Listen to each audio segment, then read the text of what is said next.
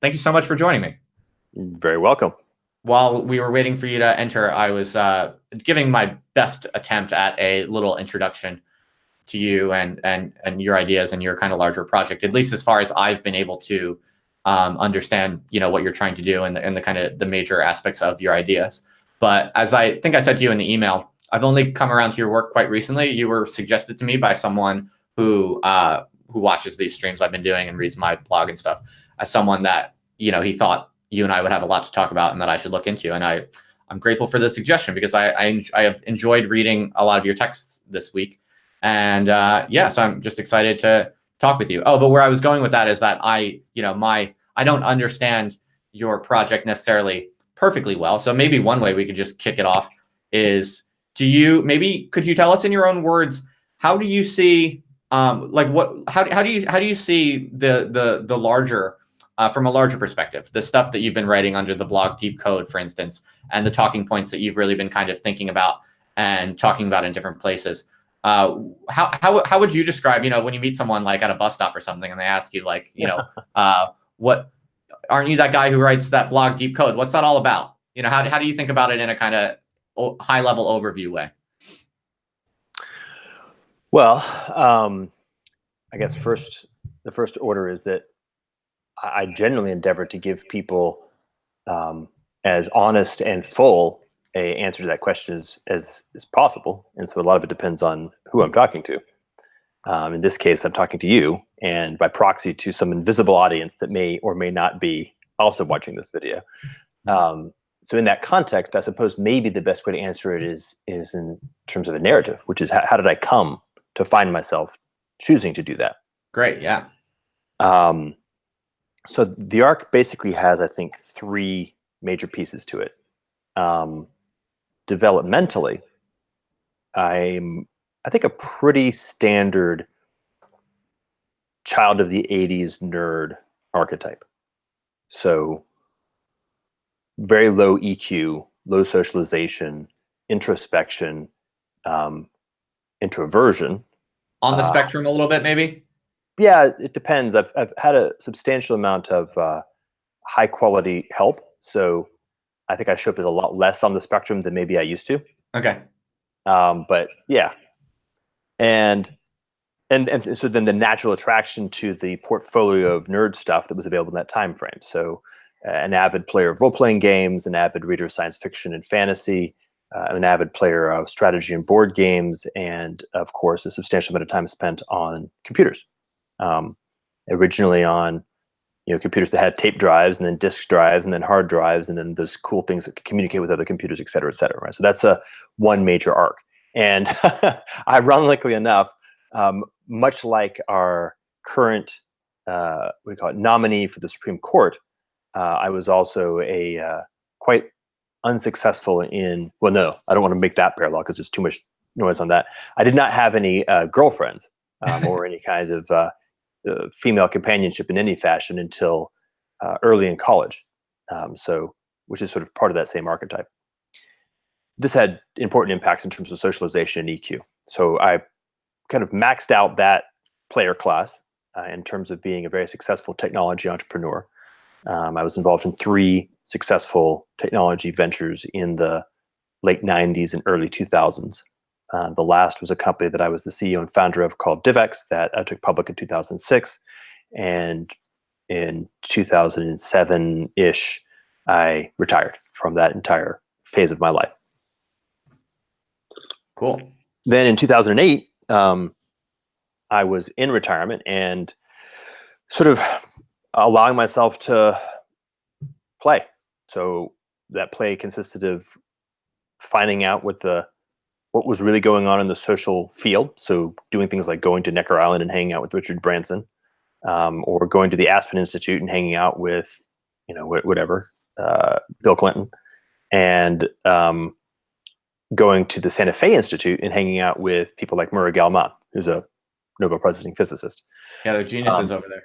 Definitely. Yeah, exactly. In fact, I'm hoping to be able to go back there again in mid-October. So immersing myself in that and just sort of playing in that field, which had become available to me because I suddenly found myself wealthy.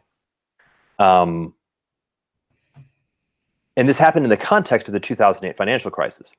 So I happened to be in a place where I could just sort of ask questions, and people who should have good answers to those questions happen to be sitting next to me at lunch, like Nobel Prize winning economists, and literally the guy who invented the credit default swap as a concept.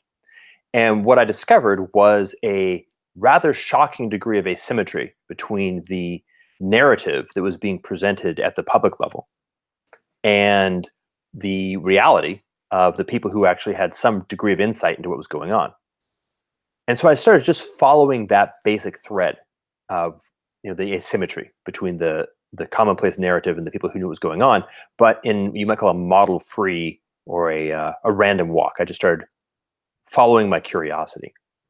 And what I found was a really rather surprising degree of commonality, which was people who knew a whole lot about some particular subject tended to say that the commonplace conventional wisdom was highly unaware of the actual risk that was bedded in the domain that they had expertise in.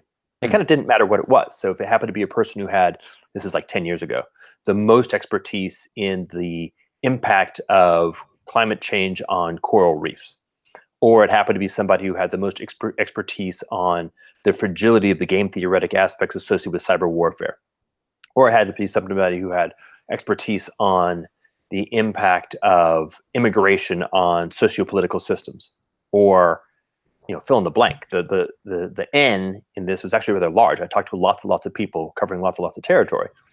And what I found universally was almost everybody was in fact rather panicked when it came to their specific domain of expertise. And this shows up as a really interesting, what do I say, not inverse, has an oblique but similar relationship to a concept called Gell-Mann aphasia. Are you familiar with that? No, I'm not. It's a neat concept. So Murray Gell-Mann is his current term, and he happens to know a lot about certain subjects, actually a large number, but let's just pick physics as an example. And what he noticed is that he would find himself reading some piece of popular literature, a book, most notably a magazine or a newspaper. So let's say the New York Times, for example. And he happens to flip to a story that happens to be about physics. And because he happens to be a domain expert, he notices that this article is really terrible. Like, it has most of its facts wrong. In fact, oftentimes upside down or backwards. And he gets very upset and it's like, that's terrible. And then he flips the page to another article that happens to be outside of his domain of expertise. And he immediately forgets that that's a category of journalism and assumes that this particular article is, of course, mostly correct. So he has an aphasic relationship to a deeper understanding of the fact that the common story may in fact be universally asymmetrically out of alignment with what the domain experts happen to know. So this is kind of like the inverse of that. The domain experts are completely aware of the fact that their particular domain is super fragile and heading in the direction of fragility, but enter into almost a delusional relationship with their own area of expertise by assuming that everything else is actually okay. Right. Right. So basically, I found myself as being somewhat uncommonly holding an awareness of the fact that most things actually seem to be holding much higher risk than was normally understood.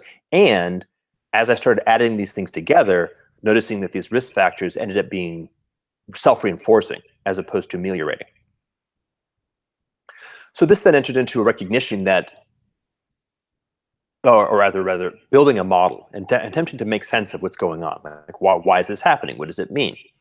And because I was in a place where I could ask people lots of questions again, I started being able to get access to very high quality models around how culture works, how sociology actually fits in the context of, say, human psychological development, and began constructing a meta model of kind of how everything fits together, and a synthetic integration of the scientific disciplines, endeavoring to make sense of the whole system, including the natural system, the physical environment, the human system, the anthropological system, and the noetic system, the system that operates at the level of human intelligence and consciousness, and how these systems actually interoperate. And basically what that meta model told me was that things were in fact actually rather bad. that the civilization and the world that we are dependent upon are actually extraordinarily fragile and continuing to move in the direction of increasing fragility, and that this sort of thing can actually be modeled reasonably well, that we have decent frameworks. It's not awesome frameworks because you can't run experiments very well. But decent frameworks to explain and have predictive capacity. So then in sort of the third phase, this is the deep code phase, I began endeavoring to use that model or that set of models in the context of what would seem to actually be going on. So here we're talking about around 2011, around the time of Occupy and the Arab Spring, and began making predictions about what future states might show up in different contexts, and making meaning out of what events did occur in the context of the models, to refine the models.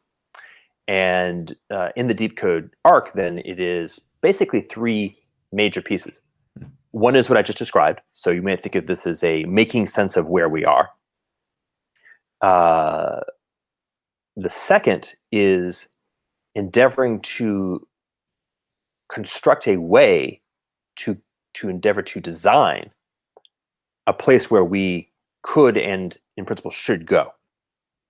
So given that where we are seems highly unstable, what might something look like that is in fact not highly unstable?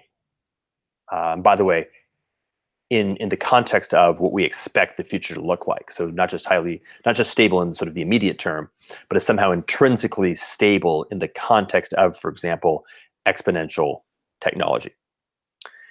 And then the third piece is transition. What kinds of things might be put in place to enable us to move the maximum amount of what we care about from where we are to where we need to go. And that's it. So that's the story. I hope that was compact and useful. That's very useful. That's really great. Yeah. For someone who's only come across you quite recently, that definitely gives me much more context and background for thinking about, just who you are and where you're coming from, and how your writings that I have read, how they came to be. So that's really useful. It's interesting. A few things come to my mind listening to you give that story. One is, it makes me think a lot about Nassim Taleb. Are you familiar with him? I'm sure. Sure. Yeah. It sounds like a lot of consistencies in your stories, and I've always thought he's really smart and really on top of a lot of things. So that's interesting, just noting that. And another thing that I wonder, I mean, it was just to kind of jump right in, I guess, with difficult questions, if you don't mind. I mean, I think a lot about the degree to which it's even possible anymore for us to talk with these kinds of steering metaphors, kind of like you were just using. We tend to think of society as this kind of ship, and if we're smart and we figure out how it works, we can kind of communicate to each other different proposals and then try to kind of steer the ship based on these proposals to get us from one state to another. And I just wonder if precisely what's happening is that in some sense, global techno-capitalism is becoming so complex and so fast. If the runaway process is so great that a kind of non-human super intelligence in the form of global markets is basically now escaped our control, to the degree that even using the kinds of implicit metaphors that you were using about like how we can kind of steer humanity from one state to another. I'm not at all convinced that that's not possible, but I have to admit I'm very concerned and about the possibility that perhaps that entire way of thinking is just no longer something that we have access to. Like we are not steering the ship anymore, in other words, and that we are now predominantly being steered by non-human intelligence forces that are over and above our heads and quite beyond our control. I wonder if what you think about that. Well, I think that's an accurate assessment. This is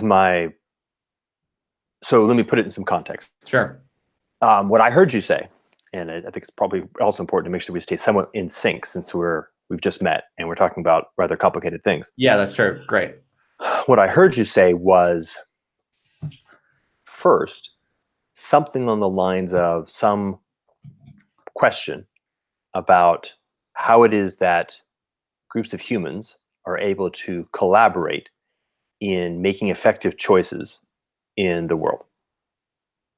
Second, that there is some relationship between how the first comes to being and the context that it finds itself in.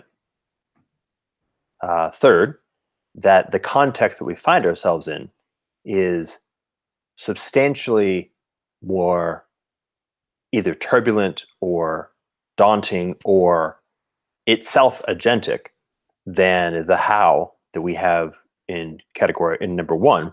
And therefore we find ourselves no longer able to have effective agency. Is that a fair restatement? Sure, that works. Yeah. Okay. So I completely agree.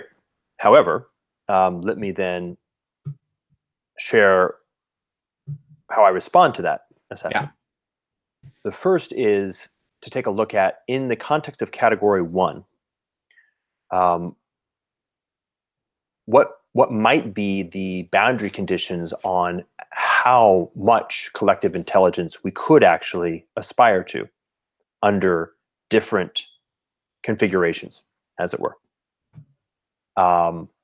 Second, in category two, is there any way of having a sense of whether we're dealing with a practical problem or a principled problem? And a practical problem is, if I can only lift 100 pounds and I'm dealing with a 200-pound weight, I can't lift it. A principled problem is, I can't lift myself. All right, there's problems that are insoluble in principle and problems that are insoluble in practice. Right. And then the third is, what are the characteristics of the problem that we have to deal with? Are we dealing with something where there is for example, a large state of complexity? Are we dealing with something that has a large state of complexity that also has a large rate of growth? Are we dealing with something that has a large state of complexity, a large rate of growth, and has an adaptive relationship with category one, whereby the more capable we become, the more capable it becomes, etc. Right? What are the characteristics? Now, it's this level of thinking. And by the way, I should mention, I'm going to use the word I here, where in fact the Deep Code project is a collaboration. Okay. But many of the folks in the collaboration choose to remain anonymous. And so I'll just sort of take responsibility. And a good rule of thumb is, to the degree to which it appears to be good stuff is coming out of Deep Code, you can assume that somebody else did it. And to the degree to which it's poorly done, you can assume and blame me. I appreciate your modesty. And then when you're hearing me speak directly, you can take that for what it's worth. Sure. Okay, so category one, this is where I began the process of doing things like, for example, considering the Blue Church. I don't know if you spent any time taking a look at that, but that was an effort to take a look at the collective intelligence coordinating mechanisms that had achieved the highest level of actual efficacy in history, which is sort of where we are right now. Now, that analysis has basically two pieces to it. Well, I guess three. One is aesthetic. Here's what it looks like and feels like. But the most important parts are what its limits are. It actually has boundary conditions. And so it is, in fact, not capable. Let's say, for example, it can only be 100 pounds. And so if you're dealing with a problem which is above 100 pounds, it's not the right tool.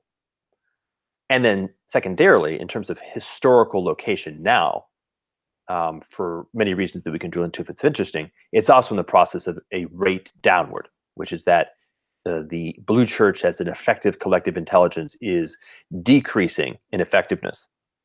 So at its best, it couldn't deal with the problems we're dealing with, and it's also not at its best. In fact, it's kind of in our way. So that's one piece. Another piece is then endeavoring at, this is why the concept is called deep code, going to the deepest principles that we could find. What might be is there any reason to believe that there are in fact limits, that the Blue Church is, for example, the best? Or are there different ways of designing collective intelligence that can give rise to something which is, say, substantially better? And I'm going to use the word better here sort of metaphorically, just gooder than the Blue Church. And while we're at it, since it's not really useful to design something which is good but not good enough, is there any reason to believe that in principle it could be, quote unquote, good enough to address the problematics that we're dealing with? And then secondarily, this has actually never been published, but also taking a look at the problem domain. You gave it a term. What was it called? Late stage capitalism or techno-capitalism or something like that? Oh, I was just, I think colloquially calling it, yeah, like global techno capitalism or whatever you want, really. Yeah. So that was an area. And by the way, there's even other aspects, by the way. So in terms of the meta model, you have sort of base complexity, which it turns out is a big enough problem that it's worth that the Blue Church couldn't handle that. So just like the complexity of humanity's relationship with the natural environment all by itself is actually too hard. This is the Club of Rome discovered that in the 70s. Then you have the agentic capacity of the Blue Church itself, which is kind of like the problem of trying to swim out into the ocean to a drowning person. Mm-hmm. That as it is flailing about, endeavoring to be agentic in a decreasingly dysfunctional fashion, it could take you down with it. So you have to sort of address that problem. Then you have the agentic capacity of functional collective intelligences that are orbiting around, but not part of the Blue Church construct. This includes, for example, say Google or the NSA. These are collective intelligence structures that are relatively functional institutions and therefore are operating at a much higher level than the Blue Church writ large, which of course is operating at now a relatively low level. I've used the characteristic of sort of a very large, overweight, heavyweight boxer who they swing slowly, they telegraph their punch. If you're stupid enough to let them land a punch, they can still knock you out. But if you just sort of play a little bit of rope-a-dope, they're going to collapse of their own volition. You think that's where the Blue Church is right now? Yes, I'm reasonably confident. My confidence on that is, say, above 85%. I like that metaphor. I think that makes a lot of sense. Yeah. And if you use that to sort of watch what's happening in the Anglo-American sphere, I think you'll find that it predicts circumstances pretty effectively. Right. Okay. But then you've got, again, these splinter collective intelligences that have much higher agentic capacity. And then you have the collective intelligence that I've called Leviathan. I think Brett Weinstein has referred to it as Goliath or emergent Goliath, which is what you're talking about, which is a sort of global scale techno-capitalism that runs almost like an ant hive or a hive mind, under a set of axiomatics and a set of constructs of how it goes about doing sense making and choice making and delivering on agency.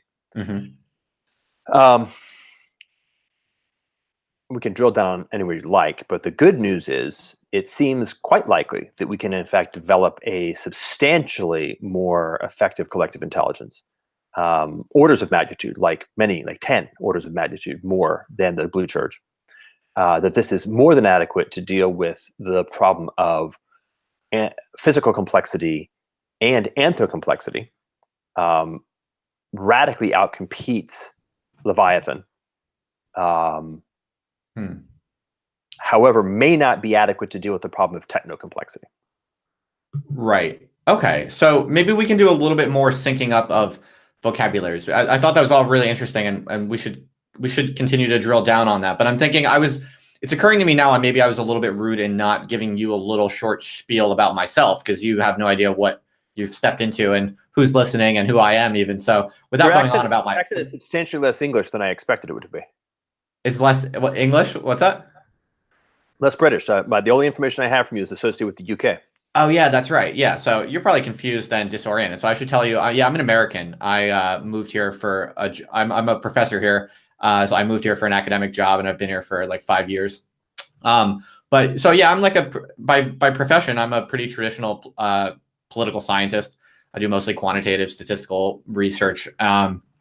But I've long been interested in questions of political theory. And basically, I mean, without going on about my whole story, I basically just, academia is not what I hoped it would be. and I'm just really bored, basically. And I'm looking for something, I'm looking for something much, much better than what academia can offer. So I've basically just turned to the internet, and I'm just kind of going wild, like blogging and having these conversations with whoever I can trick into meeting me in the chat rooms. So, So this is in fact an example of the conversation we were just having. what do you mean? Well, you've identified that one of the primary organs of sense-making in the Blue Church, i.e. academia, Right. is so inadequate that even though you are relatively present within the center of it, you are nonetheless choosing to spend your time in an emergent collective intelligence, i.e. the internet. That's right. And one might say that there are particular reasons why that makes sense to you. Yes, for sure. Yeah, exactly. So that's kind of where I'm at. And so I should tell you a little bit also about the kind of the milieu in which I do my blogging and these live streams. And how should I put this? I'm often kind of called or lumped in with people known as kind of accelerationists. So I'll tell you a little bit about just kind of very broadly how I'm inclined to see things, and this will probably make a little bit more sense out of the question that I originally posed to you. And so the way that I tend to see it with a lot of the people who I write with and talk with is that basically modernity was a real turning point, and specifically what happens at the turning point of modernity is that capitalism is kind of this superhuman or extra human force that kind of gets out of the bag, basically. So you can think of most of pre-modernity as this attempt by humans to kind of contain or to lock down the explosive and quite brutal implications of intelligence itself. The production of intelligence. Most like a lot of early pre-modern religious teachings can be kind of interpreted as be careful what you do with intelligence, because if you let it out of the bag too recklessly, you're gonna regret it. And so we tend to see modernity as kind of the point at which, well, that kind of happened, and intelligence it escaped its box and initiated this kind of recursive, explosive process that we begins with industrialization, and we're now kind of continuing to live through, especially with the approach of self-improving artificial intelligence and all of this. So in that light, myself and a lot of people I talk with are inclined to see the increasing social complexity that you talk about as this kind of loosely organized superintelligence, this kind of inhuman or non-human superintelligence that is basically now so great, or it operates at such a high level of, it's able to integrate so much more information than any of us are as mere biological entities, that basically it has its own purposes, that capitalism has its own purposes, which is the abstract increase of intelligence itself. And what modernity looks like is this abstract process in which intelligence is increasing itself, and anything that gets in the way of intelligence increasing itself basically will just be destroyed and kind of killed off as dead weight. And so in that view, a lot of what you're saying still, I mean, what you just said was very compelling, but it's hard for me to. So I'm inclined to see like a lot of the Blue Church stuff as basically quite meek attempts of human beings to basically kind of pull people's heartstrings and push the buttons of moral intuitions to basically hang on as long as they can in a kind of increasing intelligence scenario where they're increasingly obsolete. So it's like this disingenuous game to basically control what resources they can in kind of their last gasping breaths of their agency being kind of taken over. So that's just a little bit about my kind of the larger perspective that I'm bringing to the table. But I'm not necessarily wedded to that. Just giving you that as background. So let me test some some questions. Mm-hmm. Does your ontology? It sounded to me, and I think this is probably wrong, but it sounded to me like your ontology consists of two ontological objects: biological human beings and a single kind of superintelligence known as techno-capitalism. Is that an accurate statement? No, I don't think. I see what you're thinking. I could probably clarify better in saying that it's more like there is abstract intelligence as this kind of alien seed at at the beginning of the universe or something like that, which then manifests itself in this long developmental process in which biological humans are one phase of it, and then biological humans who create capitalism are a kind of higher phase of it. But really, this is one process. This is one long process of intelligence, basically increasing itself, is what it looks like. And so, there, for like part of human history, we could get away with the framework that we were in control. So long as collective intelligence was relatively constrained beneath a certain threshold, this language that we are so inclined to use, where we are looking at the territory and we are making these maps and we are kind of making plans from point A to point B in how we want to guide our future. That kind of worked for a little while, so long as the forces were relatively weak. But once abstract intelligence gets out of our box, then it's like something else is emerging that's beyond our biological containers. But it's not necessarily I'm not necessarily drawing like a really important hard distinction between our biological containers and whatever that is. I don't know if that's a useful distinction or not. Okay, so let me see if I can try a few different things. One is I'm noticing that I don't have any sense of there being a point where there was a real notion that biologically individual human beings had any strong sense of high order autonomy outside of some kind of larger context. So whether it is a sense of real significant low order autonomy, say for example during high Christendom, where there was a sense of there being a divine plan that was just what it was, or whether it's simply the real recognition that, say for example, your family has significant influence over what you do in life, and it is larger than you, and of course beyond your family, many other kinds of nested and non-nested forms of things that are larger than you that impose upon your particular agency. I would imagine that it is a rare human, a handful, who have ever had any real sense of any meaningful degree of actual agency in the world that was larger than the context in which they found themselves. And I would say that most of them were probably psychotic, manic. Okay. Sure. Okay. So let's see, we can go to a deeper level. So then I would say that the ontology that I'm working with is one that is actually, I largely accept the basic premise that there is that this notion of intelligence is real. I think we'll discover that we'll have some very interesting conversations about what it is, and that the characteristics of this thing, intelligence, are, well, quite specifically, this is the thing that gives rise to curves that are superlinear, and therefore it is sort of only a matter of time before those characteristics take over from linear and sublinear characteristics and become the primary drivers in any kind of system that has intelligence. That's a way of saying largely what you just said. Yeah, I got you. However, the specific system design, to use that kind of language, that gives rise to a particular level of intelligence, I think is the area that I have the most inquiry into. Okay. That my proposition is that the system design, so I would say that the Blue Church is a particular system design that gives rise to a certain level of collective intelligence.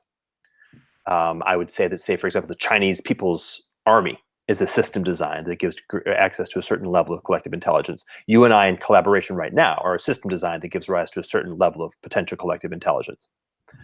And then global techno-capitalism is a system design that gives rise to a certain level of collective intelligence. And I'm now separating out a particular system design from the large arc of the attractor of what we might call maximum intelligence, that we might see as being that which is pulling and kind of creating an evolutionary pull for all the various systems designs that are in competition with each other. So in that context, the way I personally have described history is that there was, for a long period of time, a relatively small amount of the intelligence attractor in the context of the strictly thermodynamic attractor and the dissipative structure attractor that is characteristic of evolution, biological evolution.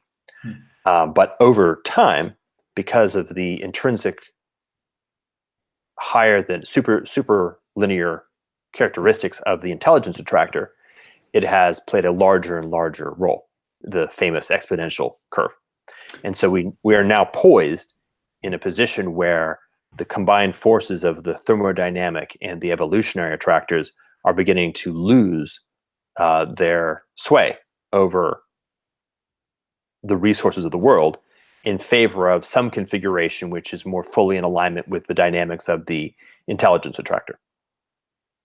Okay, that's fascinating. So you're drawing a distinction between the evolutionary attractor and the intelligence attractor, because I would have thought of those as basically the same thing. So maybe you could speak more to that. It's interesting. Sure. Yeah. So the evolutionary attractor is dominated by the necessity of seeking maximally efficient energetic processing systems, and has episodic access to the innovative capacities of the intelligence attractor on a playing field that is still dominated by energetic dynamics. So, Okay.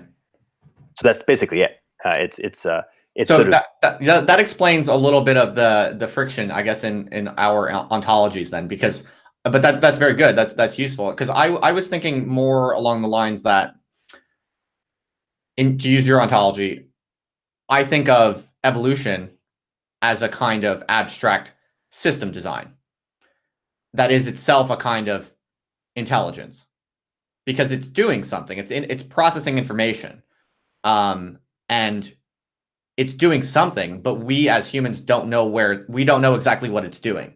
We don't know where it's going, right? Yeah. But so this is, let me repeat what I said using the now shared language. It's doing two things.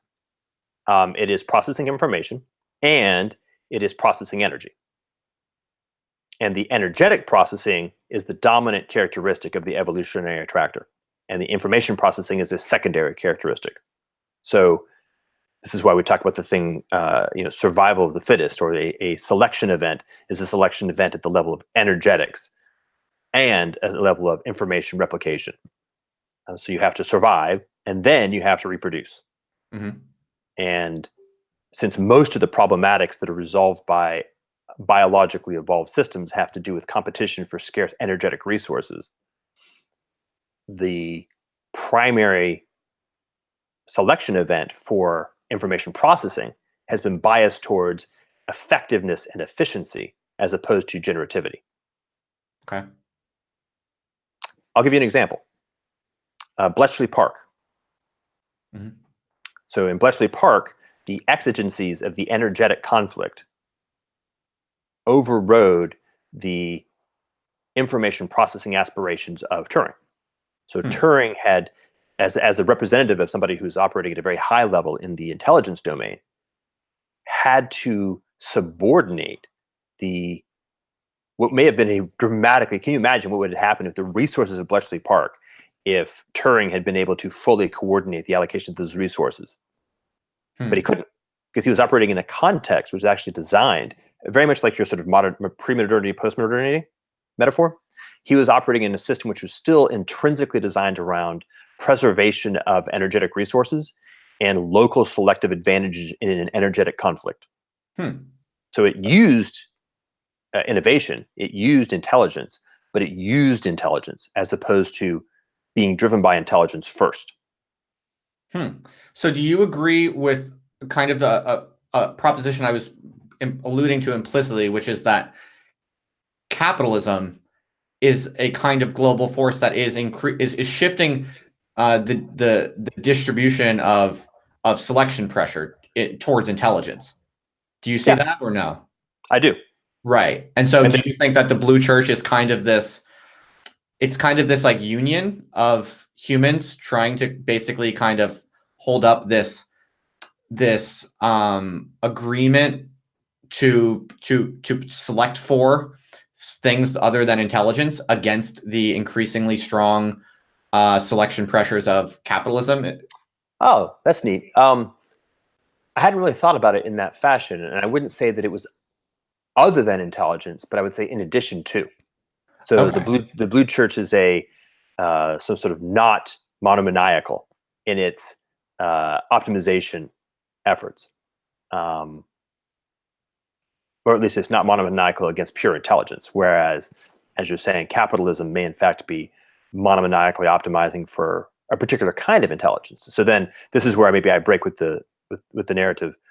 It is my considered perspective that as a systems design and as an intent, capitalism is optimizing for the wrong kind of intelligence, which is to say the kind that is less intelligent and is a relatively inefficient and in fact intrinsically self-terminating systems design. So it is something that needs to be considered and is in fact something that we find ourselves in conflict with. But I see no reason. I actually have very strong reasons to believe that it is not. How do we say this right? There's a term that we used to use. Somehow godlike in power. Mm. So that's interesting. I mean, that it definitely flatters my priors and moral intuitions for sure. But I am curious. Maybe you could say more about how, like, how do you substantiate a reference to a superior form of intelligence that you could argue is superior to that which is being selected by the most intelligent system we've ever had? Do you know what I mean?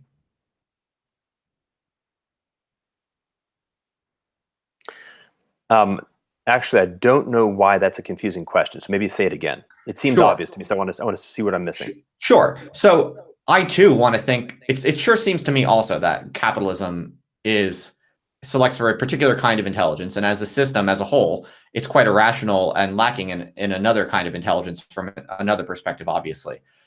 So I'm on board with that. But then what I try to think that through, and if capitalism is this kind of collective superintelligence over and above all of our heads, and capitalism, global price system integrates more, like global capitalism knows more about what we want than we do in some sense. Precisely, it's kind of insane brutality is in some sense precisely that it's able to kind of measure and allocate and distribute resources in line with the sum total of human desires in a way that is actually more effective and more intelligent than any of us could create, through like purposeful designed like planning programs. Mm-hmm. And so it seems to me that it's very difficult to say that there exists some other standard of that there's some other form of intelligence that we could point to that would be like more intelligent than whatever it is capitalism is telling us should come next. Oh, okay. Yeah. Okay. So Does that make that sense? seems it makes sense, and it still strikes me as obvious. So let's actually walk through it a little bit. Okay. Let me think.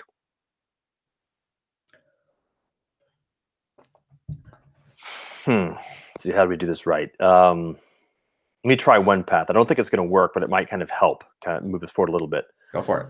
That has to do with the ability to actually we can actually look at the system design of capitalism. We can look at it at its intrinsic dynamics, and therefore we can actually model the kind of processes that it's capable of operating in, and we can understand what the boundary conditions are, because we can model it. And so that we can then begin to say, okay, well, given that, what are redesigns that may in fact give rise to a higher order? And now it may not be actual. So ontological proposition, possible, probable, actual. So there's a distinction. And what we can take a look at is to say, oh, there's a way of identifying that the possible intelligence of capitalism is X. The actual intelligence of capitalism is something smaller than X, but actually relatively close to X. can we design a form of collective intelligence where the possible intelligence is larger than X, and that the actual intelligence is able to move from 0 to larger than X in the context of capitalism? So we can sort of, first of all, we can actually do that and recognize that the same exact relationship. Cool. Let's use the metaphor of the previous discussion of Bletchley Park. Capitalism is Bletchley Park. This is sort of the whole point. This is the issue. It is a systems architecture which was originated in a context of fundamentally trying to solve the problem of energetic resource scarcity, utilizing bounded intelligence as a mechanism. So it endeavors to constantly control. It's like modern. It's say pre-modernity to modernity.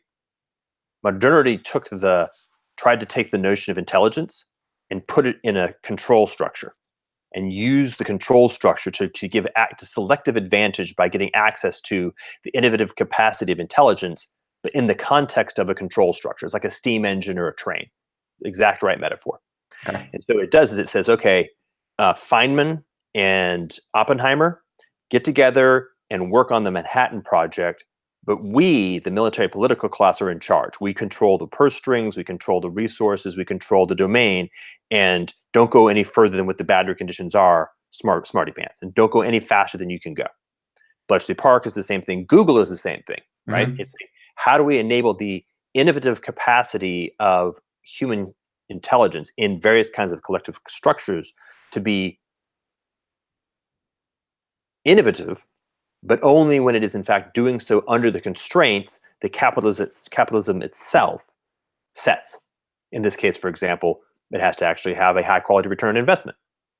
Otherwise, it throws an error. It cannot actually be perceived as a valid use of intelligence in the context of capitalism. Right. So we see things like, for example, in the cryptocurrency space, we're starting to see the recognition of a blind spots in the form of intelligence, the sense-making and choice-making capacities that describe the total sovereignty, the geometric sovereignty of capitalism. And we're beginning to notice that there's, in fact, an abstraction layer, that capitalism is an instantiation of that abstraction layer. We can identify that abstraction layer, and then we can actually use principled design to construct a form of collective intelligence which is categorically superior to capitalism. And it's actually pretty straightforward. We just invert the relationship. Please tell me more about that. Sounds good. Yeah. So let me just, I'll kind of drop it again into a narrative. So let's actually take the actual narrative of industrial capitalism in the United States as the history of a series of companies.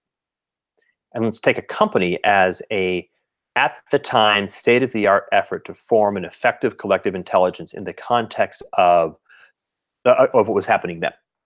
And so you're going to move from sort of Carnegie Steel to the Ford Motor Company to IBM, Xerox, Hewlett Packard, Microsoft, Google. And this is our phylogenetic tree of evolution. Okay. Mm-hmm. And we notice certain things in this characteristic shift.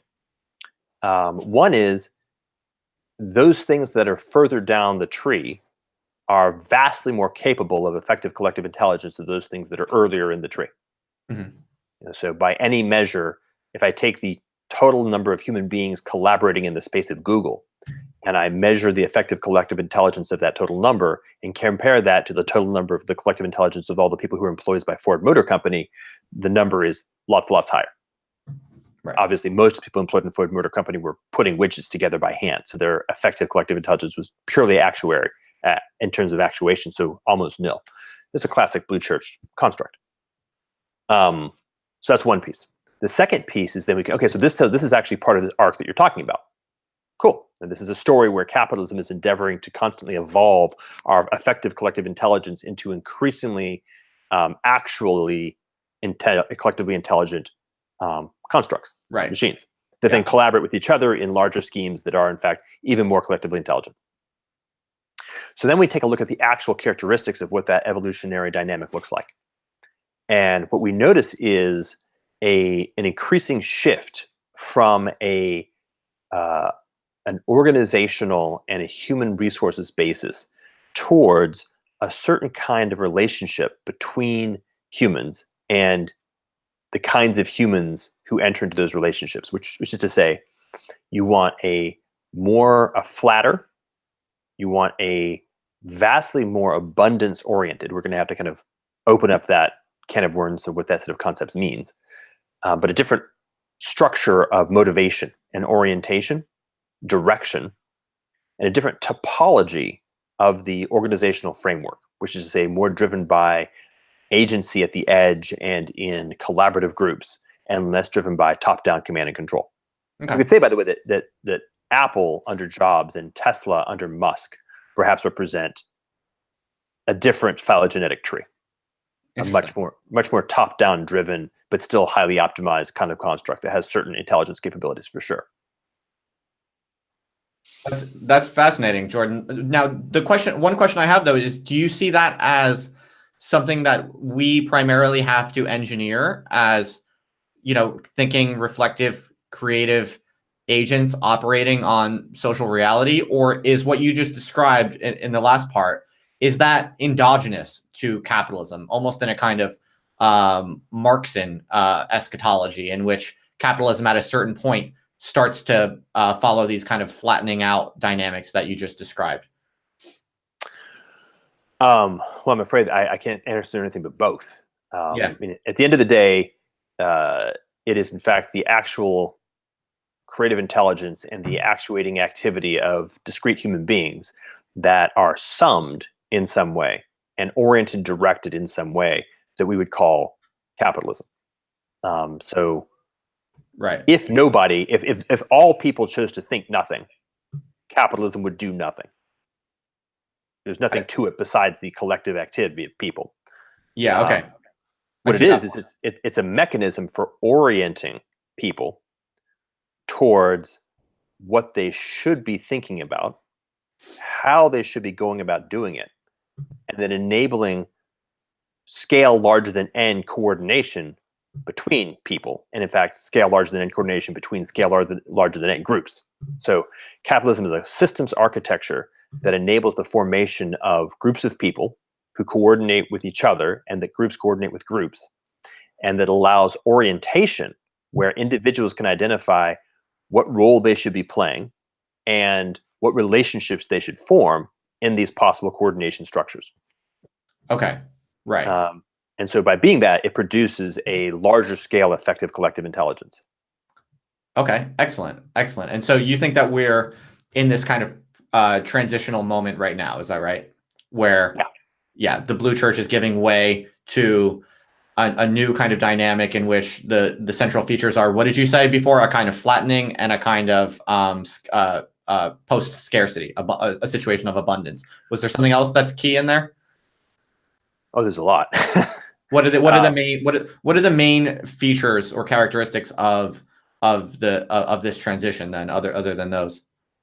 So let me actually slow down then. So Sure. What I was talking about was what I perceive as being the characteristics of the particular attractor that I was talking about in that phylogenetic tree that led to Google. To slow down and talk about what's happening in this transition, there is a space that is opening up for experimentations in many different forms of collective intelligence that are more effective than the blue church architectures. Okay. There are probably many. Like, I don't know exactly how many there are, variations on this theme. Sure. Even all we have to do is look at, for example, the distinct characteristics that are showing up in just the blockchain space as efforts to explore different kinds of collective intelligence structure. I mean, there's at least 3, and maybe dozens that are currently being explored. It's not clear which of those have any real stability. Obviously, it's one thing to design something; it's another thing to achieve homeostatic equilibrium. The question is, so in this context, actually, sorry, let me back up even further. I have basically identified in my own mind, the way I think about it at kind of a strategic level, is 3 time frames. There's the exiting the blue church. So there's kind of an exiting legacy, which largely has to do with, at a strategic level, largely has to do with avoiding catastrophic effects as the old system gives way. Then there's the transition Then there's the post-transition. Hmm. My considered assessment right now is that it is not necessarily the case that the transition and the post-transition are the same. I imagine, and I can use a number of different models to explain why I imagine, but I imagine that there is room for, call it, one more bite at collective intelligences that are, say, still a hybrid mix between scarcity and abundance, fundamental characteristics. Right. Okay. And then we do or do not transition. And if we do transition, then you just have to look at what are the stable states that live on the other side of some kind of transition. And there's only a small number. Okay. Yeah, I mean, that definitely syncs up with my observations in academia right now. You definitely get this impression that in academia, there are a lot of initiatives where they seem to be trying really hard to navigate this transition by taking on kind of like half-assed gestures towards, abundance and flattening, but really they don't work so well. Yeah, this is right. And I think it has to do with, I think, this is where I kind of am right now. Uh-huh. I've basically broken it up into two kinds of games. I call it game A and game B, just to make it sort of neutral. Game A is the game that, in the story that I'm telling, we've sort of been playing, maybe from the dawn of civilization, or perhaps from the dawn of evolution. But it's essentially characterized by winning rivalrous game theoretic games. So assuming that there will be a loser in the game and constructing strategic systems to achieve not being the loser. Right. And there's many different elements that make up that. So there's the socio-technical layer, socio-technical systems that are constructed both about axiomatics of rivalrous game theory and about effective strategy in the context of those axiomatics. Mm-hmm. There are also individual psycho-emotional axiomatics and strategies. And so you have both the individual and the collective coordinations that are in relationship with each other that give rise. So if I have a highly win-lose optimized individual entering into a relatively win-win optimized socio-technical environment, it won't work. And if I have a highly abundance mindset individual entering into a win-lose socio-technical infrastructure, it also tends not to work. They will show up as sort of, let's say, a Turing, as an example. Right. At best. Jim Morrison is another good example. Okay. So there's a kind of an eye of a needle problem, which is there has to be a transition from a world that is running human beings who have developmentally been operating in a scarcity environment. So they have a scarcity, literally a scarcity biology, a scarcity emotional construct, a scarcity psychological construct, and scarcity habits, scarcity frameworks that are running assumptions and cognitive bias around scarcity models. Mm-hmm. And that is in fact relatively adaptive and fit because they are also running within a socio-technical environment, which is axiomatically premised on the same set of notions. And of course, within a natural environment, the energetically scarce fitness landscape, that is the driver for both of those. Right? So that's reality. Hard-bitten, tough, hard-nosed, sort of conservative mindset reality. And then on the other side, you have what might be a holistic attractor, which is actually part of, so the transition is a whole systems transition, including all three of those different components. So it's a socio-technical transition, as well as a cultural transition, and a shift in the actual human beings that are moving into that new context. Okay, fascinating. So you do have a kind of post-capitalist narrative then, because you're really kind of describing a vision in which people are holistic and it's much more cooperative. It's much more coherent, you could say. Mm-hmm. And it's going to be less intensely based on exploitation and competition. Is that fair to say? Yeah, and I would say this both in a positive and negative direction, which is that the The negative direction is that all other scenarios are inexorably self-terminating in a relatively short time. So if you kind of look at it in terms of a possibility space of future paths, the basic pruning rules prune all of those paths away. So the only available paths are paths that look like what you're just describing. And then from a positive direction, there are very strong reasons to believe that these are very well within the domain of what human beings can be, human nature. We're not talking about changing human nature. We're just talking about shifting the state variables within the phase space of human nature. And that there is a direct collaboration between cultural and socio-technical constructs that are in alignment with that same set of human states, so that they are mutually co-evolving. And then finally, the most positive, the best news is that, and this happens to be fundamentally the most fully optimized for maximal intelligence that can be achieved in principle. So it's the way you actually win the intelligence game. Okay, that's fascinating. I'm definitely going to have to just sleep on that. But that's really, really interesting. So in your view, what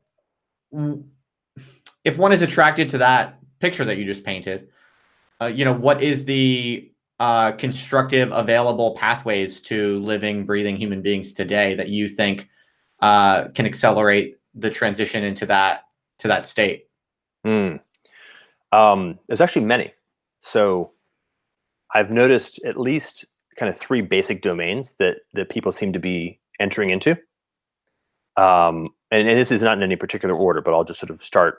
My mind can't help but organize things along some framework. The first is at the individual level.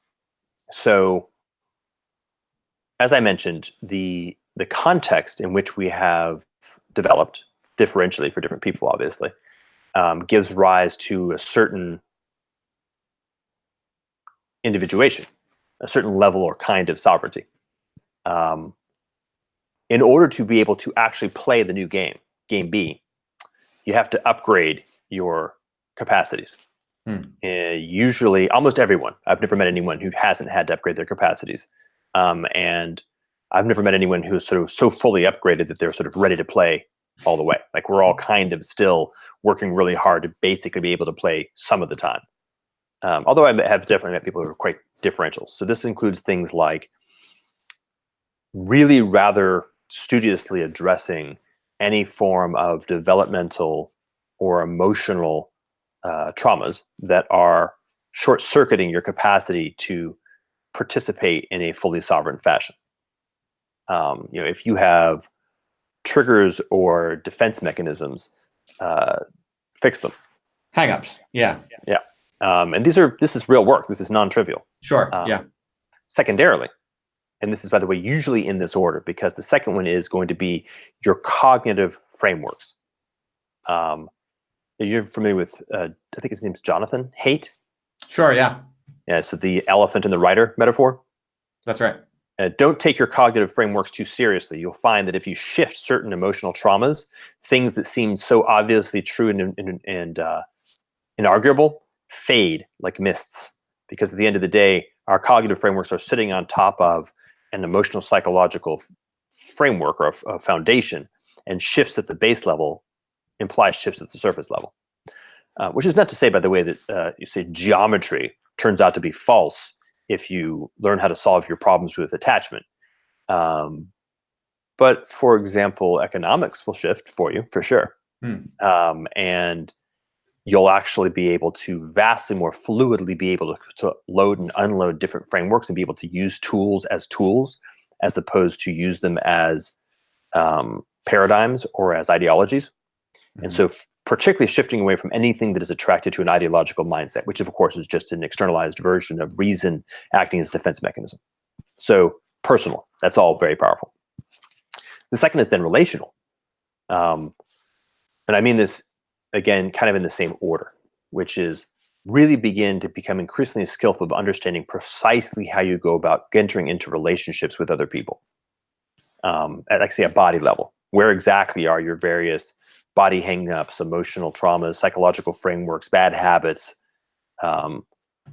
driving, and where you're actually entering into skillful relationship, which is at least at the level that you would like it to be when you're considering it thoughtfully.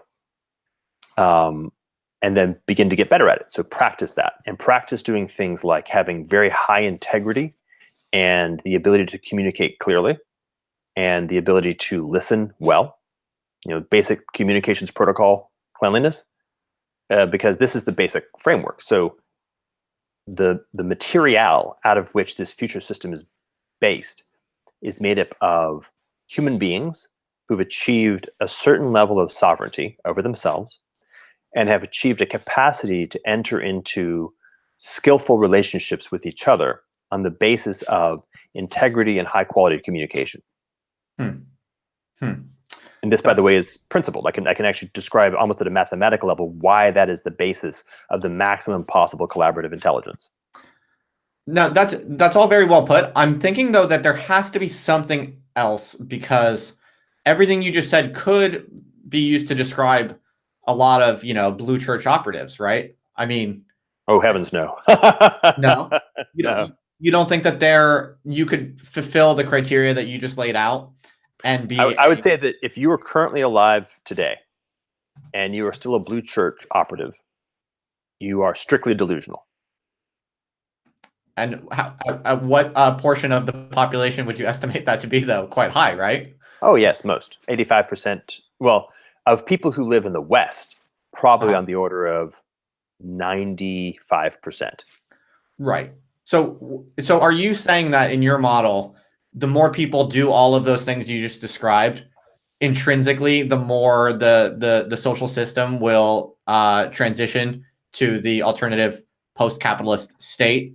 Is that your view? That is true. Yes. So my question, or however, friendly, there are other things that if we talk about them might make it a little bit more clear. Okay, all I was going to say was that one could imagine people doing all of those things, and currently existing blue church institutions will, happily integrate those human updates as better workers. In my experience, the answer is very much the opposite. Okay. You may be able to run a simulation. In fact, I would recommend that you do if you continue to decide to stay employed inside the blue church, which increasingly you don't need to, but to the degree which you do, run an emulator where you are showing up as a blue church functionary. But I would say with a very high degree of confidence, like here, like 93%, that the blue church will absolutely not have any desire, capacity, or even willingness to integrate a individual who's beginning to move in the process of sovereignty. Yeah, it's funny you say that, Jordan, because I'm actually right now in the process of starting to get into trouble, and I'm not even really doing anything that extreme at all. It's like just from doing these live streams and just kind of speaking casually. I already have like an ethics investigation on me. Yeah, no, yeah, seriously, and so it's like, I guess I see what you're saying, that like, although the criteria that you described are relatively straightforward, be honest, work your shit out. To the degree you actually do those things, it's so relatively rare that you do become intrinsically a kind of problem for blue church status quo institutions. That's what you mean? Yeah, absolutely. There's no question. Like, there's right. almost nothing more dangerous. And even though the individuals, the human beings who are involved may have a different set of like evaluations of what that means, the institutional structure will intrinsically receive it as an infection or an opportunity for exploitation. So you might find yourself shunted into like a Google X or a DARPA kind of a place where you can be exploited as a game B resource node, but you're intrinsically corrosive to the structures, particularly of late stage blue church. You might still be able to fit into kind of like a high tech startup company as a co-founder, but even then, you'll probably find that within a very short amount of time, the entire team will be like, "Fuck it, I don't want to take VC money and go public. But that's the stupidest thing imaginable. We should just do an ICO and stay flat and just be the 10 of us." Right. And that's just showing up, right? This is as people are beginning to realize that you can't actually play the game at the right level in the context of anything that is vaguely of a blue church structure. You get people beginning to try to figure out how do I play a new game, and that's the third piece. So the first is become a person. The second is become skillful in forming these relationships and communications protocols. Then the third is, in fact, through a combination of of discernment and curiosity begin to actually form the new kinds of collective intelligences. Start having the right conversations, listen to the right people, listen to who's good at orienting you to the right people, and then begin to sense in yourself, building your own level of personal intelligence in a much larger way because you've done the work. What are the right kinds of relationships? How do I begin to move in more generative directions for myself that happen to be intrinsically win-win? How do I find out ways to do that? Okay, yeah, that's fascinating. And I mean, I think implicitly I'm very much living through precisely this kind of model that you're describing. Obviously not in the language that you're using because I've only, come across your work recently, but it is just kind of interesting. It just so happens that in my actual moment in my own life, I'm really at the brink of serious kind of strategic reflection on these matters. And so I'm not just, talking about myself for the selfish reasons of, wanting to talk about myself, but I'm actually not a bad example to kind of use to work out some of these ideas.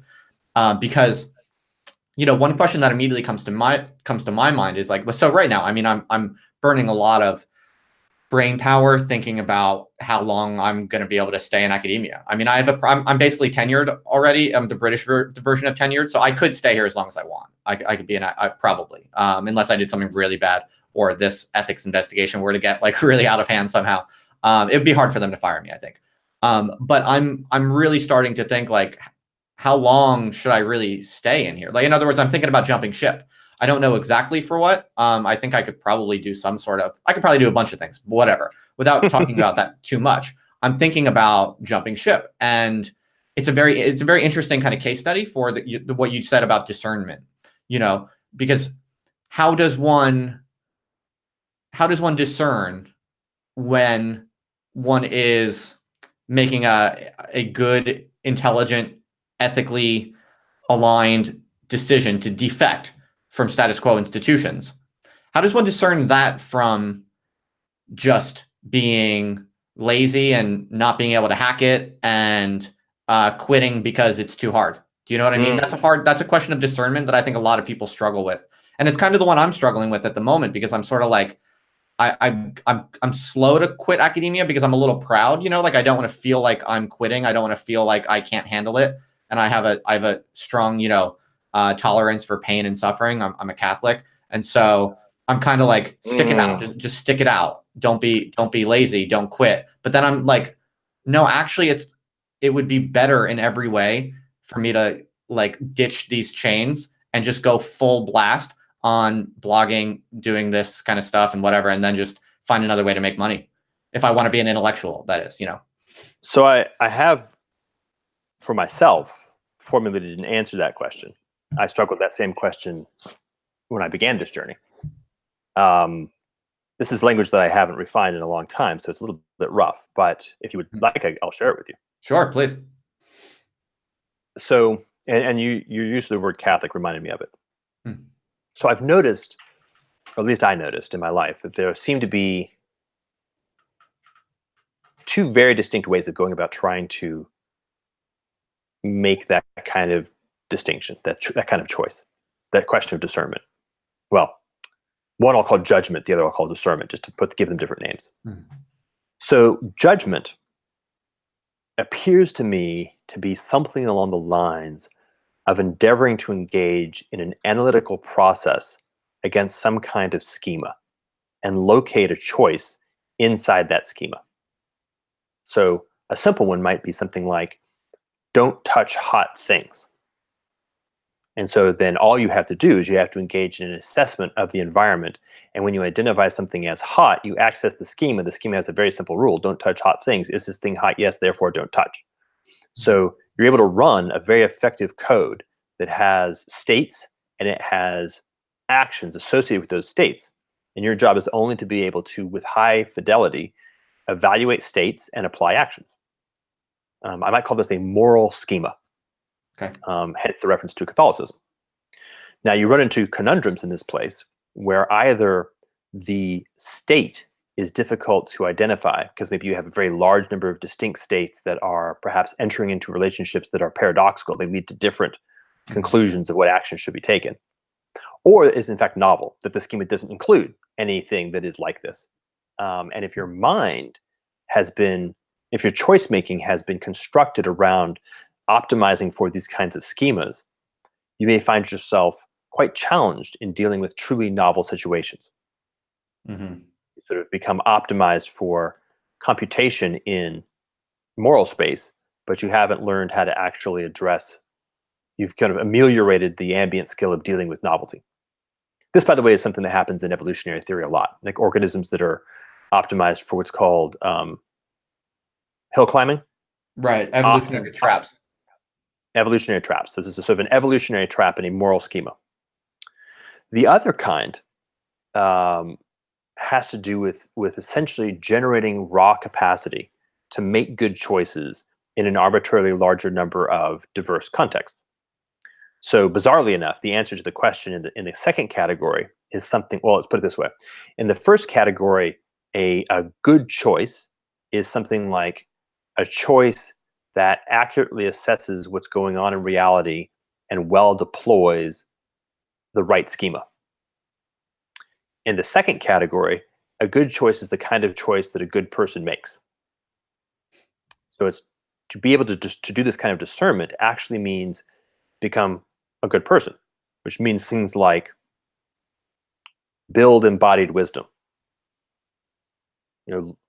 Put yourself into places where you actually make hard choices, so you have a sense of what it feels like to make a good choice in the context of hard choices. Become very aware of how your total sensory modalities go about actually making sense of your total environment. If you find that you tend to bias towards analytic methodologies, notice where you're maybe not listening to what would be called, say, your gut, which is a non-trivial information processing mechanism associated with somatic survival for billions of years, much older than your rational neocortex. Notice where you find yourself engaging in self-tyranny, where you don't actually allow yourself to be in personal integrity, where all the different aspects of yourself are able to speak their particular perspectives openly and honestly and are listened to completely before decisions are made. Because if you don't do that, then if you make a choice, the parts of you that weren't listened to will be resentful, and they will tend to take it out on you post facto. So the second case is about building character and building capacity to become skillful in choice making in its raw sense. And of course, as you do that, you will notice that you'll become less and less concerned with the quality of the choices that you're making because you're just really good at that as a fundamental capacity. Now, let me just embed that in a larger narrative. When the environment is relatively static, the former kind of approach can actually be more effective than the latter kind. Like I said, if the universe consists only of objects that are hot and objects that are not hot, and only touch and not touch, then the schema don't touch hot things is actually very, very efficient. And if you optimize for that, you can kick ass. Right. However, as the complexity of the environment grows, and particularly as the novelty in the environment grows, if the environment is changing, then categorically the second approach is more adaptive. Right. That's interesting. Yeah, I never really thought about that exactly, but you could kind of advance the proposition that with the acceleration of social and technological life, that actually increases the payoffs to a strategy based on strong character. Yep. That's interesting. No question. Yeah, that's interesting. This is actually another way of saying the basic story that I've been telling throughout this conversation. That Right. Once you grasp what that means and sort of extrapolate it in terms of its individual and relational and social consequences, you've identified what the singularity attractor is in terms of maximum intelligence. That's fascinating, and also I should add, useful for my own decision making. So thank you for that, Jordan. So You're are welcome. you operating on a kind of model? Are you imagining a model at the social scale, that is, that's a kind of threshold model, like you imagine when this stuff becomes sufficiently popular, you'll see cascades of this kind of behavior, and that would, so that the phase transition would be kind of slow, and then all of a sudden abrupt in a kind of cascade dynamic? Is that how you imagine it, or no? I have my Bayesian priors have their highest confidence on that model, but not catastrophically, maybe in the order of like 63%. Okay. That's very Yeah. and quite potentially quite diverse. Like different areas may flip at different rates. So you might see a pleiotropic effect where, say, China may hold on to its own China-ness, while other areas of the world are teleporting into this new place more rapidly. Right. Yeah. And you can imagine even subspaces within societies having their own Yep. kind of local dynamics. Yeah. I would expect that, actually. Right. Right. Yeah, that's really good. That's really good. And so do you have a sense for, you gave a very interesting general advice for how people should think about navigating these sorts of things. Do you have, I'm just curious, you might not, but do you have any other kind of thoughts on how people should decide how to kind of allocate their risk portfolio in this regard? That is, for any given person in a particular occupation, in a particular sector, in a particular country, there are obviously different strategic variables for how much you can afford to, speak the truth boldly, right? And I think this is something that people are really thinking through right now, and people are trying to think, because I think it's very clear to many people that our social world has become filled with all kinds of lies, really. I mean, just the disingenuousness that holds together contemporary kind of Western society. There's so many little polite lies that I think it's quite suffocating for many people, right? We're far from the only ones, I think. And so a lot of people are planning, some sort, or strategizing some sort of way of navigating themselves personally to this type of other sort of equilibrium. But there are different and difficult kind of strategic calculations, right? Like it might be well advised for some people to make that defection, but for other people, actually it's maybe not a great time. Or maybe this isn't the case. Maybe there is a categorical directive here where like everyone should do it to the maximum of their willpower, to the maximum their character is able to sustain. This is a kind of categorical directive. Well, I think you defined a very nice categorical directive, because you also made it bespoke. And I've actually been using recently something along the lines of I think it's either Buddhist or Hindu concept of dharma here. And we can map it to a more mechanistic model if you'd like, but it's something along the lines of, well, I'll just say that I've found, and I've actually found this, that many other people who I've spoken with have shared, that there's a sort of you-ness. Like you are something.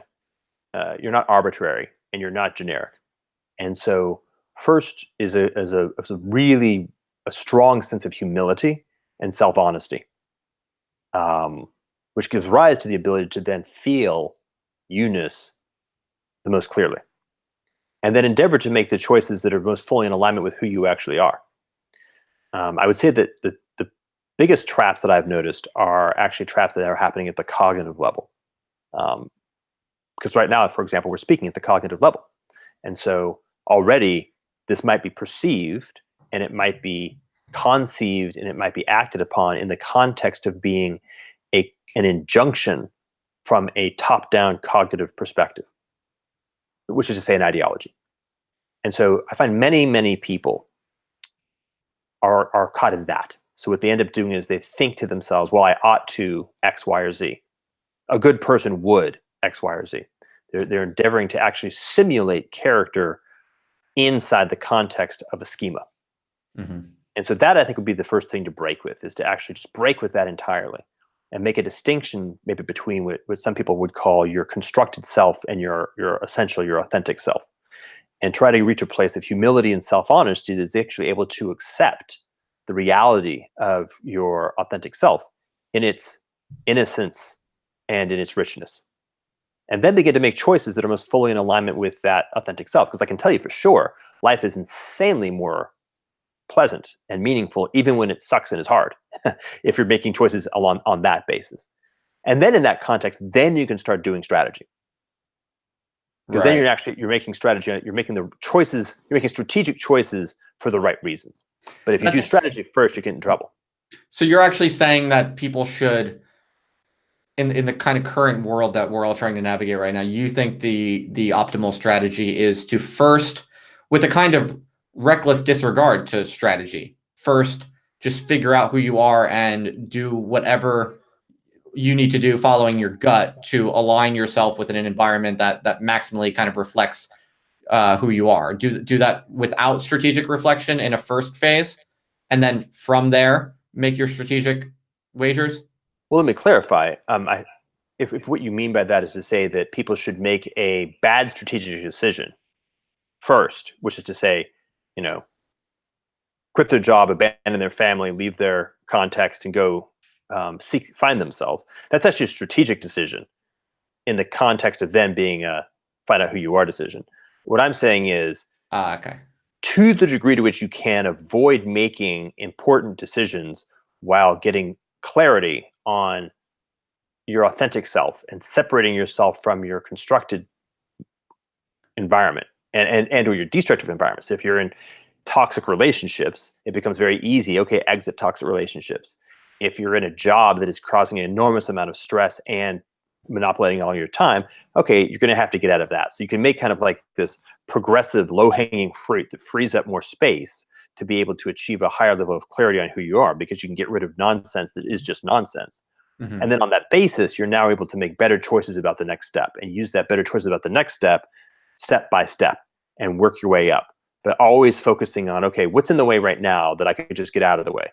Am I currently addicted to crack? Well, okay, let's stop being addicted to crack, because that's just an obviously good choice. And on the basis of no longer, which may not be hard, by the way, it's not trivial to get out of it. It's a good, easy choice, hard to do. But once you stopped, well, okay, now what's the next step? Cool. I can actually get a sense of that. I don't think that my authentic self is an addict. And you can kind of move forward. So that's the way of thinking about it, is that you have maybe a meta strategy, which is on the basis of taking steps that is the most lucid and clear step in the orientation of increasing the quality of the basis of making choices that you are able to make, and then not making more strategic commitments, because the person you are now is shitty at doing long-term strategic commitments. But the person you will be if you start doing this will get better and better at it. And that as you get more clear, then you're able to make better strategic choices. And by the way, you also have better relationships with better people who can support you in making those choices. And you may very well find that many of the things that had seemed very problematic have in fact evaporated of their own accord. Fascinating. Yeah, that's really good. If you don't mind, maybe we'll switch gears a little bit. I'll ask you just a few more questions that may or may not be related to all of this. That was really useful, though, and as I said, it was strangely kind of personally useful. So I'm grateful to you, Jordan. What do you think about contemporary kind of party politics in the West? Looking around at politicians and stuff like that, is there anyone in particular that you think, or project in particular, that you're kind of like these people get it better than other people? Like a political party? Yeah. Or do you think they're all kind of equally delusional in different symmetrical ways? Or do you think that, for instance, like there are all these efforts to kind of what I would call kind of update the blue church, to use your language. I see kind of like the Democratic Socialists of America and that kind of group, the kind of the radical left wing of the Democratic Party. There's a lot of interest right now in somehow kind of trying to update these mainstream modern blue church institutions in a way that's more democratic and even possibly socialist. Do you think that is promising at all, or interesting at all, or do you think that's a blind alley? Yeah, I would say that's a blind alley. Okay. I think that there's some interesting stuff that happened in the 5-star movement and in the previous iteration of the various pirate parties that had actually a sense of coming from the future. But I think as a kind of a rule of thumb, that to the degree to which you're going to be living in the future, using frameworks that come from a very long distance in the past, maybe you can kind of extract some essential elements from them. Like, okay, take a look at democratic socialism and try to see, okay, what was the thing that actually made that interesting in its context? And really, really extract out the essence of it in its most pure form. And say, okay, now if I took that essence and redeployed it without any consideration of, say, mechanics, mechanisms, aesthetics, what would that look like now? Oh, okay, well, that might actually be very interesting. But right. I mean, imagining that you can use a 19th century steam engine to fly a Mars lander seems like a pretty obvious bad choice. Right. And do you see Trump as kind of a similar blind alley, or do you find interesting possibilities in that milieu? Well, this is a mapping issue. If you identify Trump as a mapping to political party, then that's a blind alley. And it might be. I don't really know. I've never actually physically visited any of these particular groups. I don't know what's really happening inside. If you consider Trump to be a consequence, a relatively predictable consequence of the collapse of the blue church in the context of the shifts that are going on, then it serves sort of two distinct goods. One good is um, shifting or ending the life of the blue church as rapidly as possible, which, as I said, the drowning, the metaphor of the drowning person, you need to kind of move them to a place where they're no longer flailing about. And then secondarily, forcing, now unfortunately, oftentimes forcing people in a situation of distress, which is problematic, and that's very problematic, but forcing people to begin the process of, as you say, jumping ship and beginning to say, okay, well, shit, something new has to happen. How do I begin exploring this novel space and figuring out how to do something which is at least somewhat adaptive to the context I find myself in? Which is, that's generically quite good. Now, to the degree to which people are acting out of dismay, they are, going to the lower registers of the limbic system as their orienting basis, then the net results will be what they have always been when that is the orienting basis, which is terrible. So, okay, avoid that. But, well, I guess that's all I have to say about that. Yeah, okay, that's well put. That's interesting. So one of my listeners, who actually the person who recommended me to talk to you, he told me that you once said that collapse is overripe, and he was very curious to know what you meant by that. Do you remember when you said that? Could you unpack that? I can unpack it. I mean, I don't remember when I said it, but it sounds like something I would say. Okay. It just goes back to that very first part of the story, which is under ordinary circumstances, any one of the specific areas of the world where the experts know that the risk is a lot higher than people know would be enough to deliver on some kind of crisis. So we're facing an n-dimensional set of crises, any one of which would have been the big deal under any sort of almost any decade over the past 200 years. And so by most reckonings, shit should have hit the fan a while ago. It's actually a testament to the durability of the social body and to the legacy effectiveness of the various blue church and other kinds of collective intelligences in the context of the larger scale collective intelligences that hasn't happened. But we're sort of way out over our skis in terms of things falling apart. And so, and I guess a very concrete way of looking at this, I think this is actually the very specific path that got me to this conclusion, was if you just looked at the financial, which is a nice kind of quantitative thing, and you take a look at step by step at each of the various elements that were done to address the financial crisis in 2008 and then the European financial crisis, what you noticed was it was kind of like heroin for a broken leg. Right? There was an externalization of the signaling function that we were in crisis. So we traded feeling good about what was going on in exchange for actually addressing the underlying problem. And this just externalized the damage into other locations. It externalized damage, for example, into the socio-political environment. I mean, if you want to do the tracing of Brexit and Trump, it's not hard to say, oh, it happened somewhere around 2010 when it was obvious that the financial crisis had been externalized into the socio-political domain. And so, it's kind of like if you've got a binding of a bunch of ropes that are wound together and they're holding a heavy weight, and one of the ropes begins to fray, well, what happens is the weight shifts to other ropes. And even and that one rope is now actually holding less weight, but at the cost of the net having less resilience against the weight that it's holding. So the likelihood that one of the other ropes beginning to fray has just gone up, the probability of another rope. But as that begins to fray, the weight shifts a little bit, and that rope has less tension. It shifts its tension, but puts more weight on fewer ropes.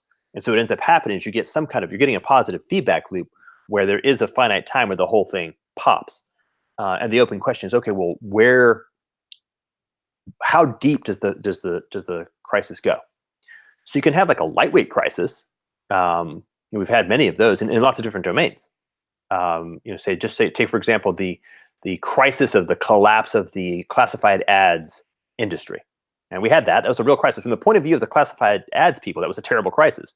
From the point of view of the newspaper industry, it was a media crisis. From the point of view of the global economy, it didn't matter at all, right?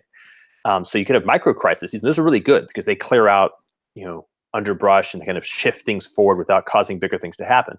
But the more you delay a crisis and externalize the consequences into the broader system, the bigger the consequences will have to be to actually resolve the tension that's pent up in it. So that's what I mean by that, is that what we've done is we've made a choice to guarantee that things are bigger and deeper when they finally do move significantly. Right. Okay. And so the current moment of cultural political change that we're going through right now, which the major reference points of which would be, right, Brexit, Trump, and I think more generally the kind of backlash against political correctness that's going on right now, I see very much associated with these major political moments. If it's fair to kind of cluster those three things as representative of a kind of contemporary, piece of the rope breaking in your metaphor. Yeah. Do you, and I think that's consistent with some of the stuff I read that you wrote about the rise of the red church. I think that's fairly consistent with how you see it, not to reduce red religion. Oh, right. Sorry. The red religion. If this is an accurate way to see it, would you say that this current, moment of the rope coming apart, is that, do you see it as a mini crisis, a moderate crisis, or is this a kind of major world historical moment if you had to guess? When you say this current, you mean at the political level? I was saying specifically the cluster of things that we could maybe Brexit, Trump, and denote primarily by Brexit, Trump, yeah. and the current kind of Jordan Peterson, Quillette kind of like little flowering of anti-political correctness, intellectual breathing space that's opening up in some way. Me also, and you also, and people. This kind of stuff. I think it's reasonable to see it as one kind of package of the moment. Yeah, I would say the answer is yes. I would say that we're somewhere in the domain in terms of measuring epochs of world historical. Mm-hmm. Maybe the level of the Enlightenment. You think that's what this is? Yeah, and but I in the context of what I think we're actually the larger story that we're in, I don't think that's actually really significant. I'm on record, so it's easy for me to say. I'm on record as saying that I would be rather surprised if this transition was not at a 1,000 year, like the rise of Western civilization out of the collapse of classical civilization, or at the 10,000 year mark, which is to say the rise of civilization out of nomadic band level constructs. It seems rather obvious that has to be the case to me, at least. So in that context, an Enlightenment level shift coming up is kind of not that surprising. I see what you mean. Okay, so it's not as grand as it might sound at a first glance. Okay. Right. Yeah. So if you're looking at it from the point of view of, say, 1999, it should be, holy shit, that's a big deal. Like things are definitely bigger than they were. If you're looking at it from the point of, say, 2030, it's going to be a minor piece of the story from my perspective. Although, hopefully a very important one. Yeah, no, that the sense of scale and the comparison is very relevant. Makes a lot of sense to me. So I'm now going to kind of try to wrap this up with some questions that are coming from the public chat that's actually watching and listening to us right now. Well, that's fun. So, if you're cool with that, if you're cool with some random questions, one is about your favorite books. What books would you recommend to people right now that you think are most worth reading? Maybe you could give 3 if you can think of 3. There's actually, if you want to get more, there's actually 2 places you can go to get a list of the books that I recommend. Nice. One is a comment inside a comment on my YouTube channel. Nice. And the other is one of my Medium posts in a collection called Practical Imagination. Okay. Cool. There you go. But I will give 3. Okay. Let me see. Well, one of my standby favorites is a 1994 book by Manuel de Landa called War in the Age of Intelligent Machines. So I'd recommend that. I guess I'll go keep those thematic. So I'll keep them kind of in the same zone. I would also recommend the book Daemon by Daniel Suarez, which is a science fiction book. And that third one. What would be a good third book in that context?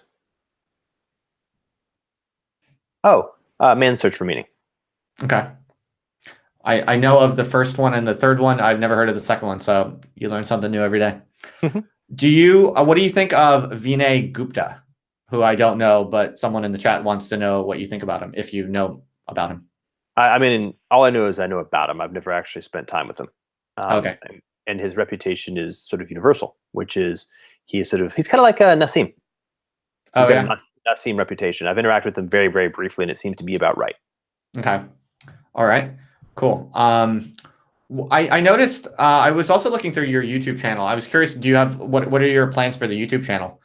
I think you should do live streams. They're fun. I don't have any. The notion of a live stream is rather interesting. I do not currently have any plans for my YouTube channel. Okay. I was just curious. And I actually never had any plans for my YouTube channel. I just began doing it and responding to what was happening. I noticed that I haven't shot any videos in a long time, so it may be that I have lost interest in that sort of thing. Fair enough. Oh, but here's something I learned that I thought was very amusing. It makes sense retroactively, but it appears that at least some fraction of the population really deeply believes that the only reason to create a YouTube channel is to get on the Joe Rogan show. How did you learn that? What do you mean? A number of comments have taken it as almost axiomatic that or confusing as to, well, you've created a YouTube channel and it seems to have some high quality content. It is confusing as to why you're not on the Joe Rogan show. Like, obviously that must be why you did it. And it seems like you should be able to. So why hasn't it happened? I can say categorically that I did not. And I have never intended to get on the Joe Rogan show or the Dave Rubin show, although both gentlemen seem very pleasant. And I certainly would not, no, actually after listening, I got pointed to the Elon Musk interview with Joe Rogan. And after that, I would participate in a conversation with Joe. But I don't have any particular aspirations to that kind of thing. So I created the YouTube channel really, honestly, really because I kept getting requests from people to explain certain things to them. And so I figured it'd be more efficient if I just kind of like explained it in a general purpose format. I could just send them the link. And it has definitely served that purpose. Okay, yeah, fair enough.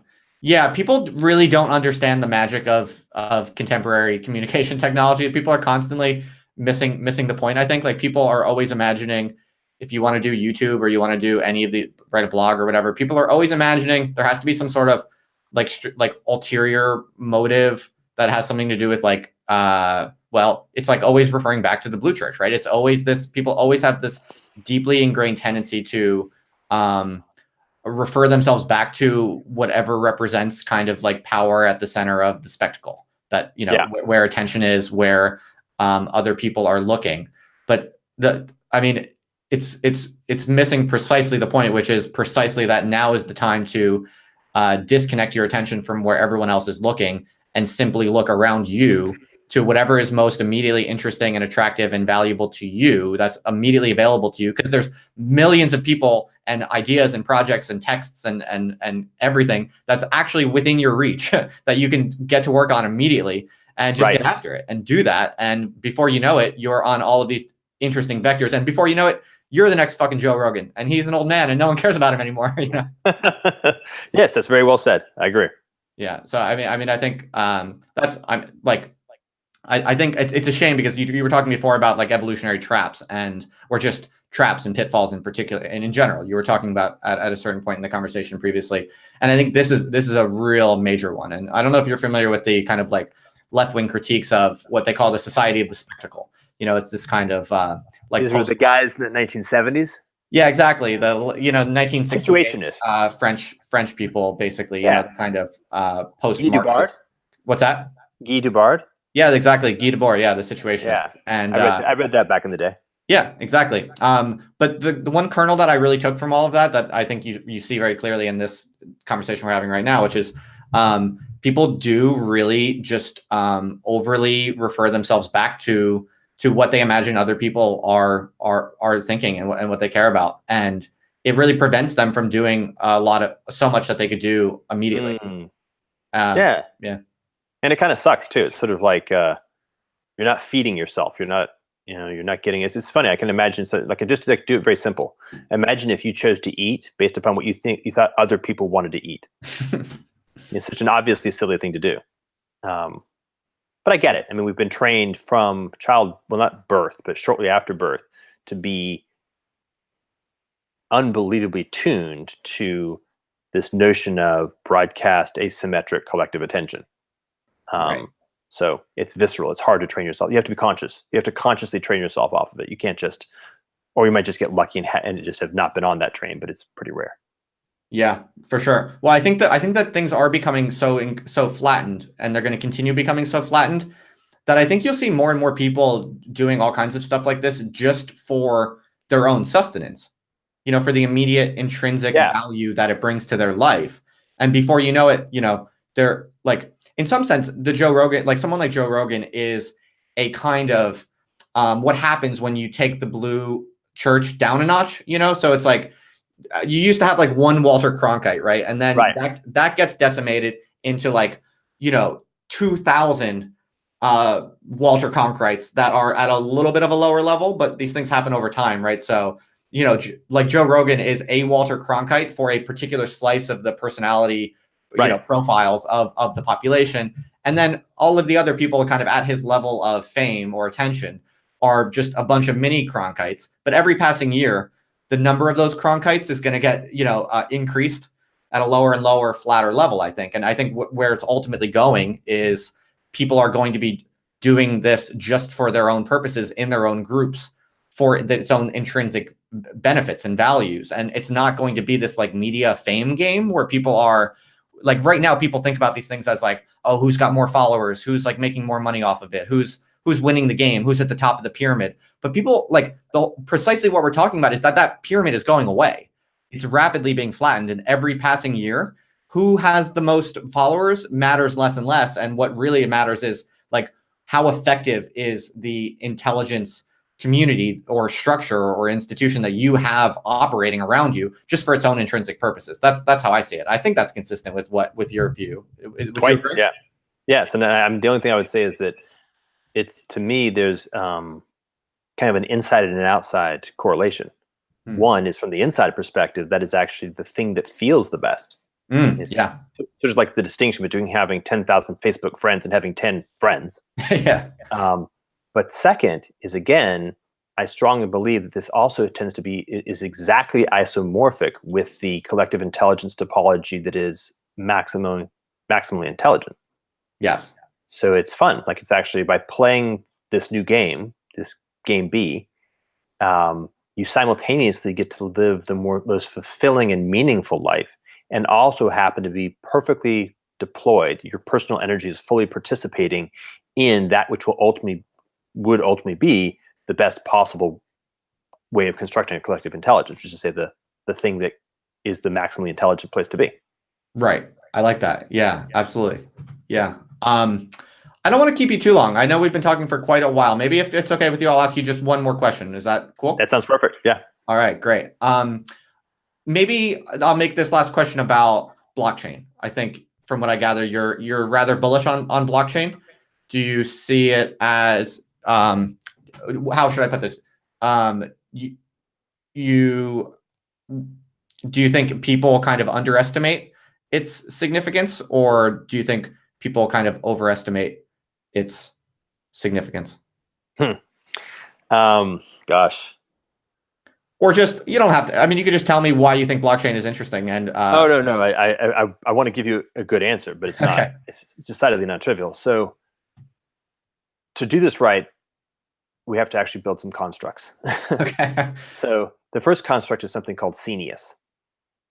Scenius is kind of like the genius of a scene, or it's the emergence of a collective intelligence around some novel capacity or some novel attractor. So punk rock is a scenius, quantum mechanics is a scenius, the emergent PC was a scenius, the organic food movement is a scenius. Like, fill in the blank. There's lots and lots of these. Okay. The second is a self-organizing collective intelligence. So this is a particular subset of Scenius, where the characteristics of the Scenius give rise to a series of feedback loops whereby the collective intelligence has the capacity to maintain or increase its capacities, what it is, by virtue of what it is. So punk rock had less of a self-organizing collective intelligence character than, say, the personal computer. Mm-hmm. So more people who participated in the PC universe increased the demand for PCs, which increased the economic flows, which increased more people who wanted to participate, and sort of caused that collective intelligence to expand. It had a very flat capacity; it could only do certain things, but we're doing what we're doing because that happened.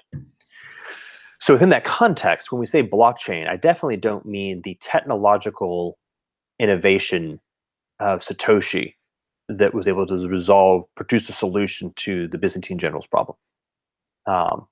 I don't really necessarily refer to the Scenius that is an aspect of, right? So if I think of I'll use punk rock as an example, we might say that, say, Bitcoin represents, I don't know, the Clash or the Sex Pistols.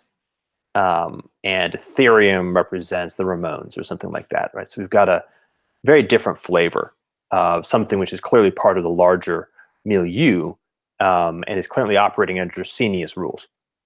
In this case, both Bitcoin and Ethereum represent internally, they are self-organizing collective intelligences in the broader context of the Scenius.